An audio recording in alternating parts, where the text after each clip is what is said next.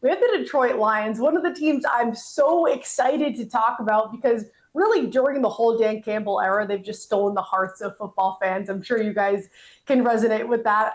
All right, PropStarz, let's go with you first. We've seen the expectations rise over the last few years with this love for the team. They're favored to win the division. They're second in the NFC Championship odds. This is a tough division, though. It had 3 teams and double-digit wins last year. How do you feel about the preseason odds for Detroit, and how do you feel about either of these prices if we're going with division or the NFC Championship? I think they're mostly accurate, Claudia. I look at Detroit, and I still think they have a very strong roster, particularly on the offensive side of things. But looking at their offseason in its totality, you lose Ben Johnson and Aaron Glenn. I think those are going to be pretty significant losses, both coordinators. You lose an offensive lineman like Kevin Zeitler. They still have a very strong offensive line, but I do wonder if it'll be quite as good as last year. Last year, their offensive line was absolutely dominant.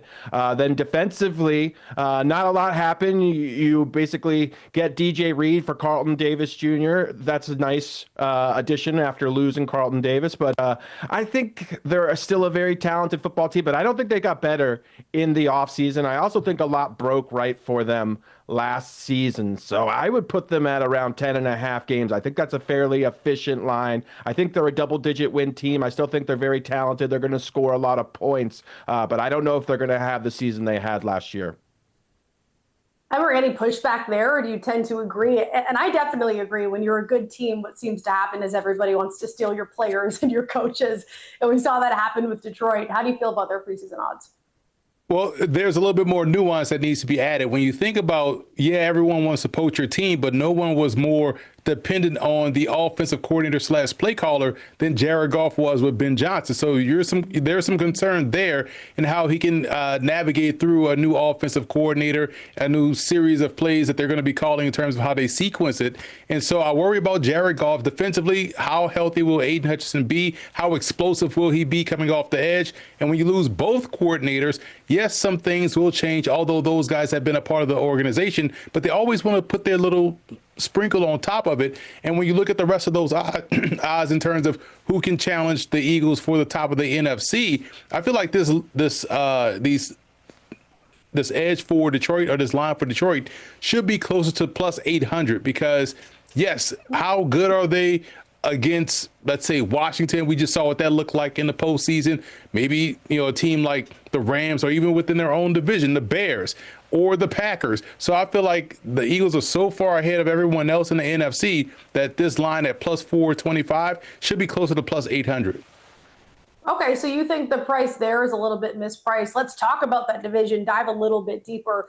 You look at Minnesota, they were just a win behind Detroit last year. Now they have J.J. McCarthy to start, hopefully, knock on wood, that he's healthy under center. You mentioned the Packers. They have a ton of talent. The Bears got better. So which team, if any, do you think Detroit should be the most scared of when it comes to knocking them out off the top of that division?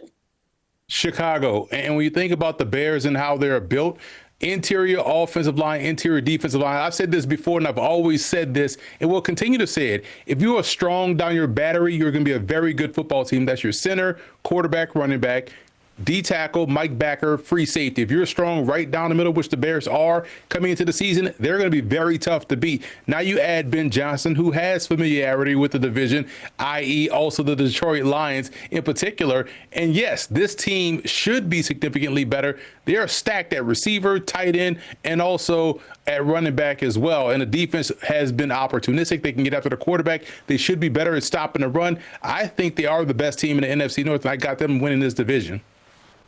Okay, you're getting a decent number on them. PropStarz, do you agree with the Bears being the best team in this division?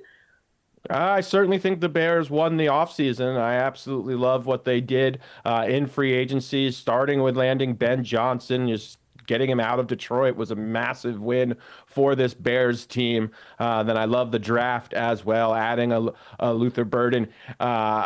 Just pieces on both sides of the football. Colson Loveland as well. I just think this is a great spot for Caleb Williams to really have a strong season here. He's got a tremendous amount of weapons. Defensively, I thought the Bears were pretty solid.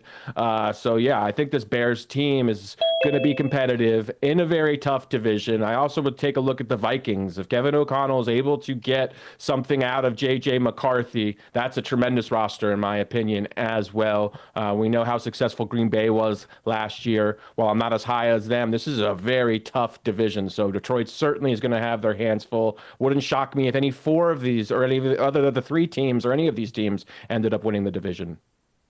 Yeah, it's going to be tight. And with the Vikings, you talk about if the offense can take a step up, the defense can produce what they did last season, they're certainly going to be a contender. I want to touch a little bit more on the fact that we just talked about Ben Johnson going to the Bears, Aaron Glenn heading to the Jets, focusing specifically on what this offense looks like without Ben Johnson. PropStarz, let's go back to you. How do you see this offense evolving and changing without him?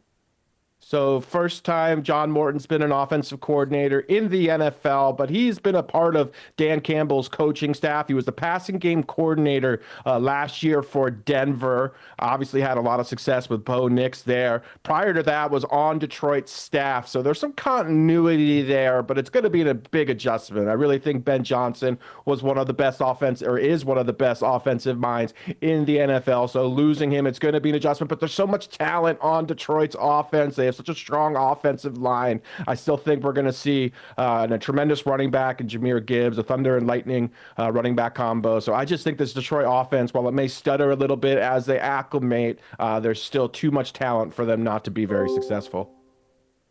Yeah, top 10 receiver, top 10 back, so much talent across the board. But of course, it does matter who's at the top calling the plays. So Emory, any pushback there? What are your expectations for this team without Ben Johnson? You know, it'll take about a quarter of the season, 4-game acclimation process of trying to figure out what's the type of team this one is, because every year is different, even though we may think it's the same team every go around, but every team has just a little bit different. So that acclimation process, hopefully it gets up to speed sooner rather than later, maybe a 2-game acclimation period, but I'd give it a good 4 before they really start to hit their stride. And PropStarz talked about it. When you have that much talent, good is going to find a way to be good. And so they won't be a bad football team. They just got to figure out how good they are going to be based on what type of offense they're tinkering with or what type of new wrinkles they're going to put in there for this new OC and also Jared Goff, who obviously has familiarity with as well. And they still have Dan Campbell encouraging them to bite kneecaps off. So there's going to be some changes, but they'll still have the motivation for sure.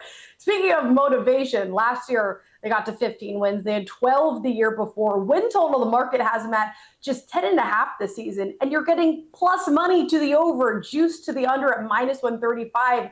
Emory, why do you think the market is on the under here? Are they leaning the way you guys are with these losses in the offseason?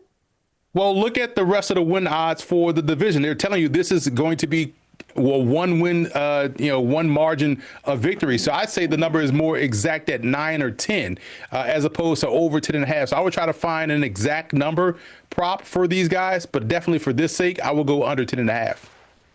Okay, so possibly an alt market. PropStarz, how do you approach this one? I think it makes sense. I do think they're still a very good football team. I do think the rest of the division is very difficult. They have the third most difficult schedule according to the opponent's projected win total. So it's going to be tough sledding. Ultimately, I think the line is accurate, though.